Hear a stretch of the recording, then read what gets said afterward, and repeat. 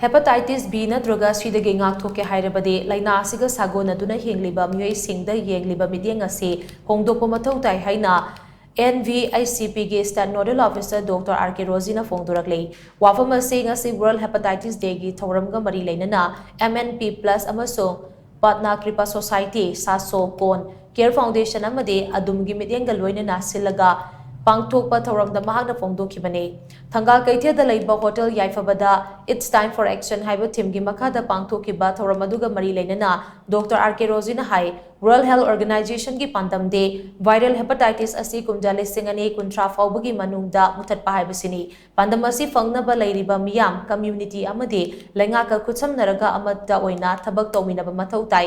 Viral hepatitis asi mapung fana muthanaba honabada laina asiga Saogonaduna Hingliba Meeoi Singda miyamna Yengliba Mityeng amade stigma and discrimination asi su lauthokpa yamnamak mathau tai maramdi stigma amasung discrimination kibadagi test tawdana losilaga thamlabadi tungda complication kaya thorakpa yai maramaduna ngalingaida hepatitis ki test amade screening tawduna khangdoknaba honasi karigumba hepatitis B Nattraga C leiramme hairabasu layingnabagi khudongchaba lawsi Hepatitis tagi ngakthokknaba Manipur gi oinasu district 13 treatment center hanglei center singa sida labna test screening amade treatment ki khudongchaba piri aduga state level gi oina RIMS amasung Janims da model treatment center amamam hanglaga thamle hairiba center asida de laina asigi complication leiraba Meeoi se layeng bagi khudongchaba piraga laklei Masige iruinana model treatment center ani asida infrastructure so matik chana lei karigumba hepatitis ki treatment chathariba Meeoi ama complication ama hek thorakpa matamda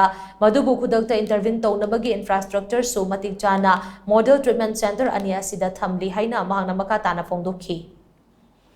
sigumba akhoi TOMTV gi kain platform asi lawjaraga mayam da haijaningi madudi ngasima asongi status khangnanabgi dama test tokpiu karigumba test obada positive oiba taragasu akhoi nunangba tobiganu lemna free da akhoi hidak langthak singase manipur gi hairiba health facility akhoi akaknaba health facility khudimakta phanganjari aduga mipung khudimangna asumaina matam chana test tokthokna matam chana laing haurabadi mayamna hozik yamna kinariba hepatitis B amadi C dagi tholakpa yaba complication haibadi cirrhosis Nattraga liver cancer na singba singase ngakthokduna sibe nabadagi kanba ngangani haiba wafam ase thamjani